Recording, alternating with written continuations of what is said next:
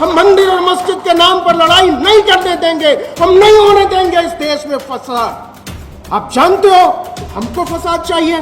नहीं साहब, हमको रोटी रोजगार चाहिए, हमको पढ़ाई चाहिए, हमको स्कूल अस्पताल चाहिए, हमको दवाई चाहिए। हमकी ज्ञानवापी में खुदाई चल रही थी कि वहां हम कुछ पत्थर के स्ट्रक्चर्स खोज रहे हैं और भीतर भीतर तैयारी हो रही थी कि सेना में अग्निवीर लाना।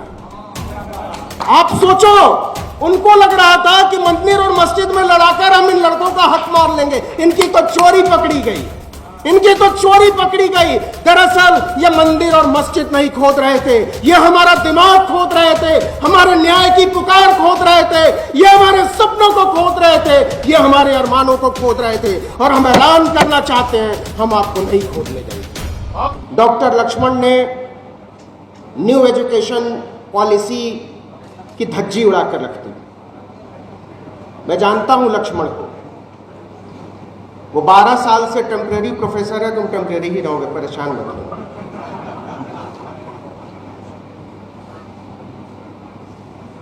लेकिन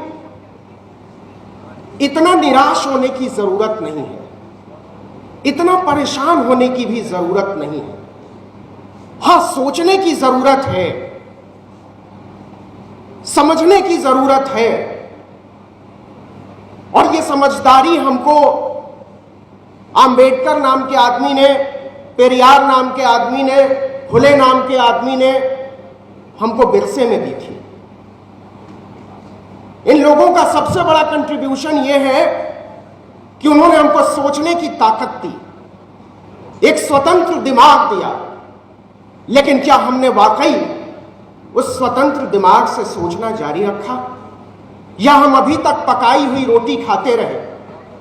हमारे नीले झंडे के नेता उन पकाई हुई रोटियों पर राज करते रहे, वो हमारी वफादारी को नीलाम करते रहे, वो हमारी समझदारी को बेचते रहे, वो हमारे सपनों का सौदा करते रहे। और इससे तमाम लोगों को आइडेंटिफाई करने की जरूरत है। और नहीं तो हम तय करें कि हम बेईमानी के साथ इस हॉल में बैठे हुए हैं।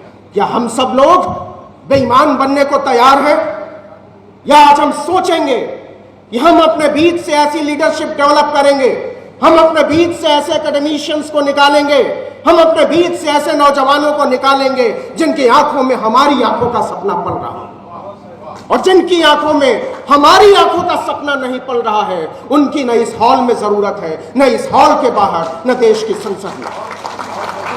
आप कहते हो कि जहां हमारी समाज के लोग हैं वो हमारे लोग हैं, हम उनका विरोध नहीं करेंगे। तो मान्यवर काशीराम ने चमचा एज लिखा था, उन्होंने कहा था कि ऐसे तमाम गद्दारों को चुन चुन कर सत्ता से बाहर करने की जरूरत है। आज हम शिकायत लेकर बैठे हुए हैं कि हमारा मीडिया नहीं है, हमारी बातें नहीं दिखाई जा रही हैं, हमको YouTube के पास जाना चाहिए, हमको Facebook के पास जाना चाहिए, हमको ये करना चाहिए, हमारी सोशल मीडिया ताकत है। अरे हम किस बात पर छाती पीट रहे हैं रे मेरे भाई?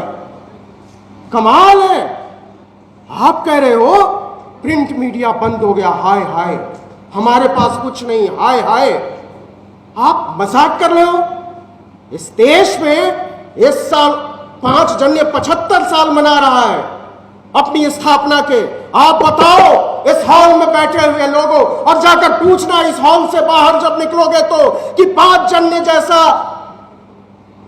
कम्युनल अखबार, मैगजीन, ऑर्गेनाइजर, स्वराज, 50 साल तक तो सत्ता नहीं थी भारतीय जनता पार्टी के पास, नहीं थी आरएसएस के पास, फिर कैसे निकलता रहा, कैसे जिंदा रखा उन लोगों ने? और आपका मूक नायक कहां है? कहां है प्रबुद्ध भारत? कहां है समता? कहां है जस्ता? हम सब हत्यारे हैं अपनी मीडिया के, हम सब अपनी मीडिया की हत्या करके और छाती पीट रहे हैं कि हमारी खबरें आज तक नहीं दिखाता, हमारी खबरें सी न्यूज नहीं दिखाता, हमारी खबरें रिपब्लिक नहीं दिखाता। उसको नहीं दिखाना चाहिए, उसको नहीं दिखाना चाहिए। आप पूछो अपने नेताओं से, उन्होंने अपना मीडिया क्यों नहीं खड़ा किया? क्योंकि उन्होंने हमारी समझदारी का सौदा किया था। हम छाती पीटने बैठे हुए हैं कि हमारे पास हमारा समाज नहीं है, हमारे पास आपको पता भी है हमारी विरासत क्या है, आपको पता भी है हमारी सोच कहां से आई है, आपको पता भी है हमारे लोगों ने हमारे लिए क्या छोड़ा है, और आज हम सब उसको मिट्टी में दफन करके और यहां रुधालियों की तरह बैठे हुए रो रहे हैं कि अब क्या करेगा। आप कह रहे हो 100 में 90 हमारा है। हाँ है हमारा, है हमारा। तो आप बताओ ना कि अगर 100 में 90 हम हैं तो हमारा अखबार कहाँ है, हमारा टीवी कहाँ है, हमारा सोशल मीडिया कहाँ है। अगर इस देश में 90% आबादी बहुजनों की है तो आप एक एक रुपया जमा करो, एक एक रुपया जमा करो और बनाओ अपना मीडिया। किसने रोका है? इस देश का 10% बहुजन भी अगर एक एक रुपया देगा तो टाइम्स ऑफ इंडिया से बड़ा अखबार खड़ा हो सकता है। एक एक रुपया देगा तो आज तक और जी और तमाम चैनलों से बड़ा टीवी चैनल खड़ा हो सकता है। आप कहां खड़ा चले हो? मोबाइल फोन के चक्कर में बड़े कैमरे खरीदो। रतनलाल ठीक कहते हैं, हमको टेक्नोलॉजी की जरूरत है, मजबूरी की टेक्नोलॉजी के नहीं। सोशल मीडिया की जरूरत है, लेकिन इसलिए सोशल मीडिया की जरूरत नहीं है कि हमारे पास अपना मीडिया नहीं है। हमको अपना मीडिया खड़ा करना पड़ेगा, लेकिन क्या हम अपने दिमाग से तैयार हैं? आप सोचो किस दौर में हमें, यहां सोचिए जरा, होशियारी को समझो कि ज्ञानवापी में खुदाई चल रही थी कि वहां हम कुछ पत्थर के स्ट्रक्चर्स खोज रहे हैं और भीतर भीतर तैयारी हो रही थी कि सेना में अग्निवीर लाना है। आप सोचो, उनको लग रहा था कि मंदिर और मस्जिद में लड़ाकर हम इन लड़कों का हक मार लेंगे। इनकी तो चोरी पकड़ी गई, इनकी तो चोरी पकड़ी गई। दरअसल ये मंदिर और मस्जिद नहीं खोद रहे थे, ये हमारा दिमाग खोद रहे थे, हमारे न्याय की पुकार खोद रहे थे, ये हमारे सपनों को खोद रहे थे, ये हमारे अरमानों को खोद रहे थे। और हम ऐलान करना चाहते हैं, हम आपको नहीं खोदने देंगे, हम आपको नहीं खोदने देंगे। हम मंदिर और मस्जिद के नाम पर लड़ाई नहीं करने देंगे, हम नहीं होने देंगे इस देश में फसाद। आप जानते हो हमको फसाद चाहिए? नहीं साहब, हमको रोटी रोजगार चाहिए, हमको पढ़ाई चाहिए, हमको स्कूल अस्पताल चाहिए, हमको दवाई चाहिए, हमको हमारे अच्छे हॉल्स चाहिए, हमको तो अपना इलाज चाहिए। और आप कह रहे हो कि मंदिर में जाकर घंटा बजाओ, नहीं बजाते, उसमें हमारा हिस्सा ही नहीं है। तो आप सोचो कॉन्स्पिरेसी को कि आपको अपना मीडिया खड़ा क्यों नहीं करने दिया गया। और जिन लोगों ने नहीं खड़ा करने दिया है वही लोग कल को कहेंगे। आज आपको पता है अंबेडकर साहब की तस्वीर सबसे बड़ी कहां लगती है? आरएसएस के मंचों पर। आरएसएस के मंचों पर अंबेडकर साहब की सबसे बड़ी तस्वीर लगती है। नरेंद्र मोदी अक्सर जाया करते हैं अंबेडकर मेमोरियल। तो आपको लगता है कि वो लोग अंबेडकरवादी हो गए? हम कितने इनोसेंट लोग हैं, है ना? आज आप कह रहे हो कि नहीं, हमारा बहुजन जहां है वो हमारा है। अरे भाई, सबसे ज्यादा दलित सांसद जो है भारतीय जनता पार्टी का है, तो हो गया ना, फिर तो देश में बहुजन का राज है। प्रधानमंत्री ओबीसी, सबसे ज्यादा सांसद बीजेपी के पास दलित, तब तो दलितों का राज आ गया ना। यही राज चाहिए था क्या? नहीं चाहिए, नहीं चाहिए, क्योंकि हमारी स्वतंत्र सोच छीनी गई है। लक्ष्मण यादव कह रहे थे कि जगदेव बाबू को मारा गया। कैसे मारा गया? उनके दिमाग में गोली मारी गई थी, उनके दिमाग में गोली मारी गई थी।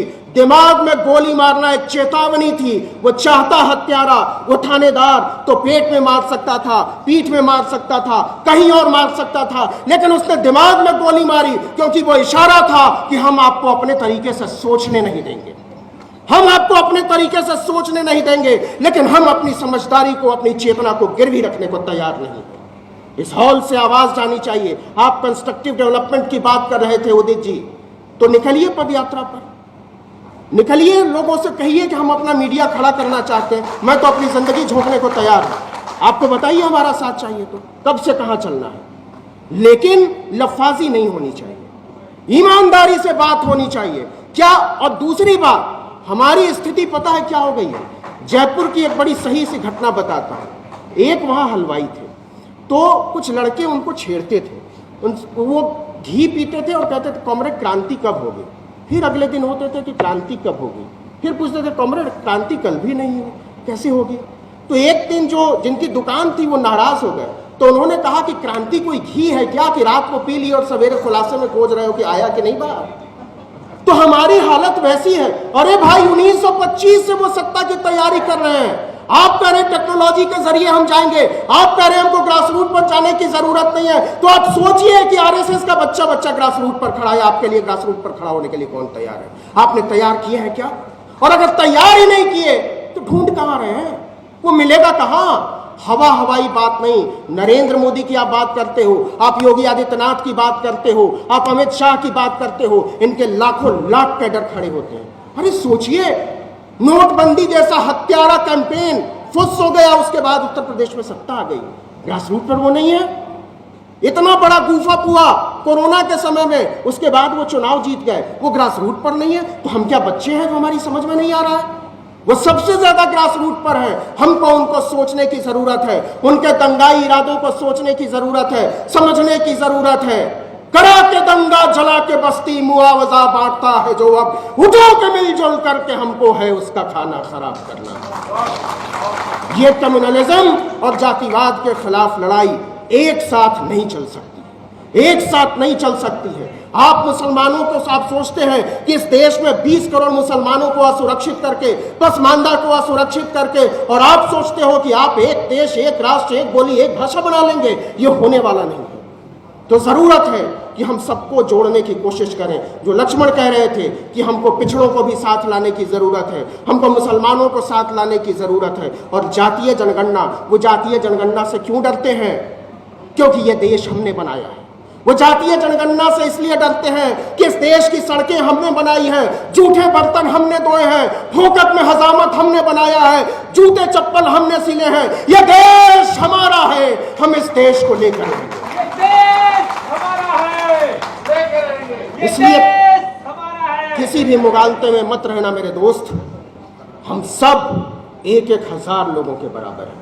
हमारी सोच और समझदारी एक एक हजार लोगों के बराबर है। इस हॉल में कोई 500,000 लोग नहीं, मैं 10 लाख लोगों को देख रहा हूं। अगर हम चाहते हैं कि हमारी आवाज दूर तक जाए तो, और मैं जानता हूं मेरी जितनी भी ताकत है, लक्ष्मण की जितनी भी ताकत है, बिना डरे हुए, बिना झुके हुए, बिना समझौता किए हुए जहां तक चल सकते हैं चलेंगे, भले जाकर हम जेल की फाटक से टकरा जाएं।